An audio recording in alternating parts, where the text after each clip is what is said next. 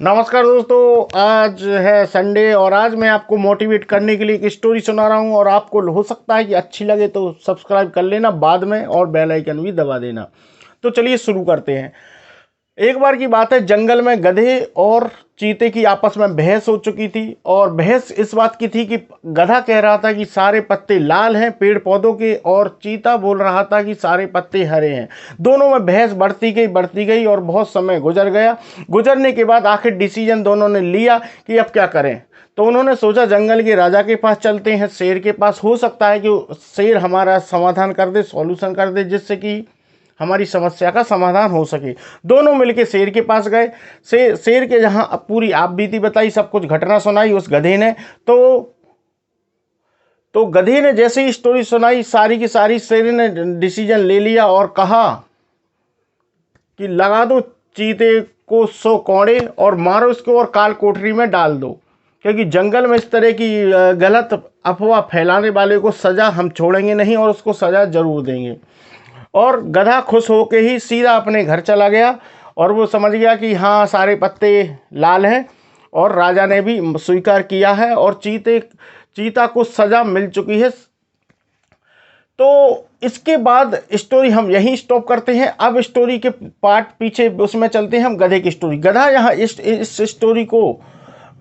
Story के आगे चलो गधे की स्टोरी समझ लेते हैं कि आखिर अब क्या होता है। तो गधा चलते चलते अपने यहाँ घर चला गया और घर जाने के बाद उसने अपनी बीवी और बच्चों और अपने संग साथी, उसकी फैमिली, सभी लोगों को बताया कि ऐसी ऐसी बात हुई थी, जंगल में हम दोनों पर बहस हुई थी, जबकि मेरी बात सत्य निकली और ये जंगल में गलत अफवाह फैला रहा था चीता। तो आज उसको देखो सजा मिल चुकी है। तो उसकी फैमिली के सारे लोग ये और उसके पहचान वाले जितने भी लोग थे, सारे लोग समझ चुके थे कि आखिरकार इस गधे की बात में दम है और यही सत्य है। तो वो सारे सत्य मानने लगे और इस तरीके से वो झूठ जो था, जो हम जानते हैं कि झूठ क्या है, तो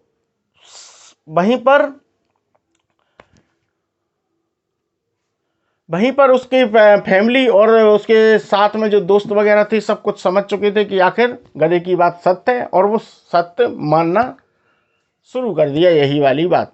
अब चलते हैं हम राजा के पास। तो शेर ने क्या किया कि चीता जो बहुत समय से शांत बैठा था और उसको 100 कौड़े लगाए जा रहे थे, तो चीता से पूछा कि तुम कुछ बोलोगे नहीं।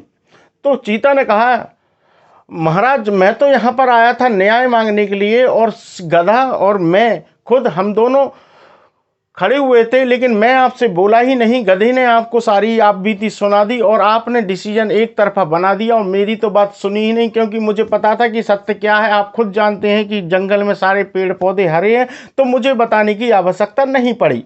इस वजह से मैंने कुछ भी सफाई में नहीं कहा और गधे ने सब कुछ बताया और आपने उसकी बात को सत्य मानकर मुझे सजा दे दी।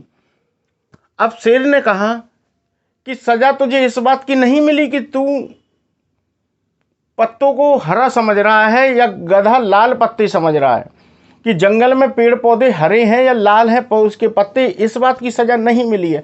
सजा तुझे इस बात की मिली है, 100 कौड़े और काल कोठरी की सजा इसलिए दी गई है तुझे क्योंकि सबसे पहले तो ये है कि उस गधे से तूने बहस की, इस बात की सजा थी, और अपना टाइम खराब किया, इस बात की सजा थी। दूसरी बात यह है कि बेवकूफ़ इंसान से बहस करने की कहीं की समझदारी नहीं है। तुमने उसमें समझदारी बिल्कुल नहीं दिखाई, खुद का टाइम खराब किया और खुद का तुमने मेरा कीमती वक्त भी जाया किया यहाँ पर आकर, और यहाँ पर मेरा कीमती वक्त जो कि मैं और दूसरे कामों में लगा सकता था, तूने आकर मेरा टाइम भी खराब कर दिया। इस वजह से तुझे सजा मिली और अभी तो मैंने 100 कौड़े मारे हैं, चलो तुझे काल कोठरी में नहीं डालता हूँ। आगे से ध्यान रखना कि ये काम बिल्कुल भी मत करना और मैं तुम्हें छोड़ रहा हूँ, क्योंकि मैं भी जानता हूँ जंगल के पेड़ पौधे हरे हैं और गधा झूठ बोल रहा था।